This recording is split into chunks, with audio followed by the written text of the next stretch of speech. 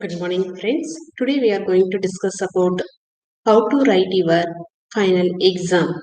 For that, examination tips. So you have to each subject you have 5 modules. So you have totally is 10 questions. So each modules the two questions are there. In that two questions, each questions having subdivision. So for example, the first module you have 1A, 1B, 1C, like that. And the either 2A, 2B, 2C, like that. So each module having two full questions. So totally 10 questions you have. So how you have to answer your exam? So for example, in this module one, first module, you are going to write as an first question. For example, 1A you are writing. Then write it as an 1A outside of the margin. For example, if it is a generation of the computer, write it as a generation of the computer and write the subdivisions of that. How many generations of the computers are there? 5. So first generation, second generation, third generation, fourth and fifth generation. Okay, write all the generations and you are going to explain each generation. So here only, if it is a full of pages, so you will write it as a, after listing, you are going to write as a first generation computer. First generation computer. And here you have a space. Here you have a space.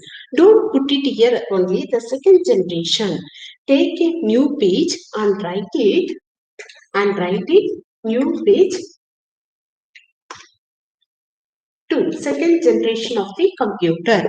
Don't put it outside of the margin. It is wrong. When we are going for the evaluation, we will get a confusion whether it is on second question you have answered or first question subdivision you have answered.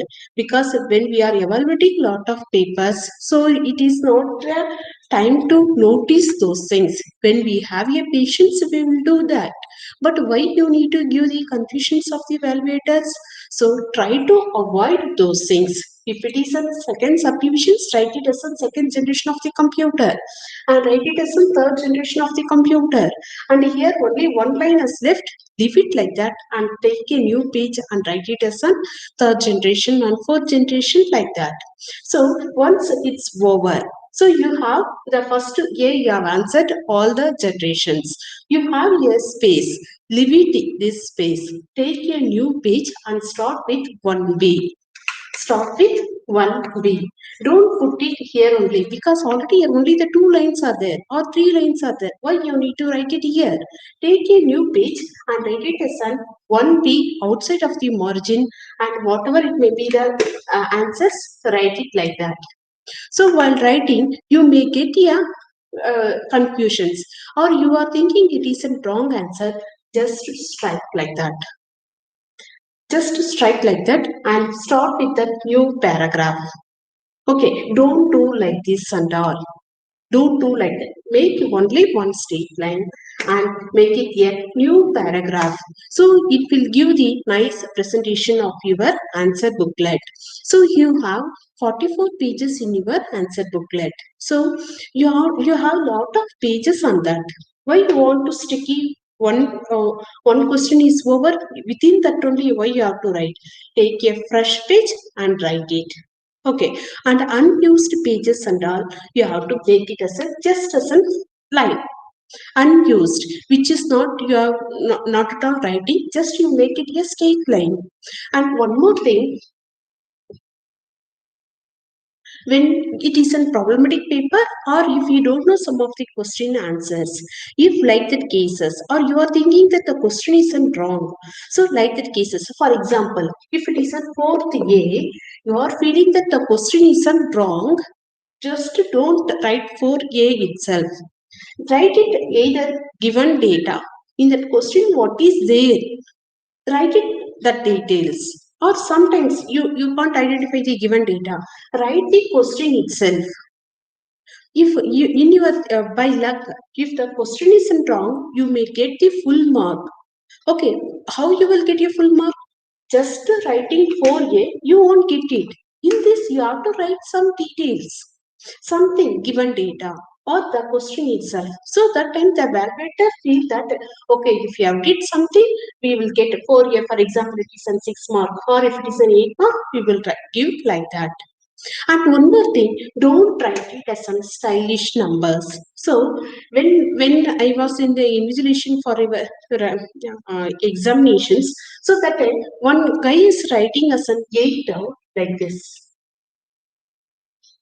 Whether it is an 8, because when well better it won't be all the youngsters, it may be a aged people, or they may some of the eye difficulties they may have, short distance or long distance. If like that people also is there, if like that cases, they will think this is an 0, they won't feel this is an 8. So write the digits properly. 8 represent like that, don't represent like this. Because, and one more thing, each and every evaluator, they want to give the marks for your people. Nobody will think that when we are going for the evaluation, I need to fail for 10 members or I need to fail for 20 members. Like that, nobody think. So they are the people to boost you, to give the marks. So sometimes, if your people are getting us 28 marks like that, so what the evaluator will think? Okay, this fellow has given some of the information somewhere. We will try to make it as a 35. Okay, that is the evaluator mind. Okay, if like that cases, don't do such things. That is a 0 represent 0 like that only. Don't represent like this.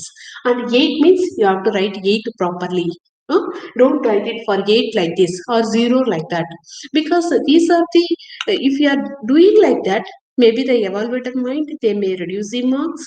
Or why you have to why you have to give the some, what is that, some difficult to the evaluators. So write neatly. Okay, and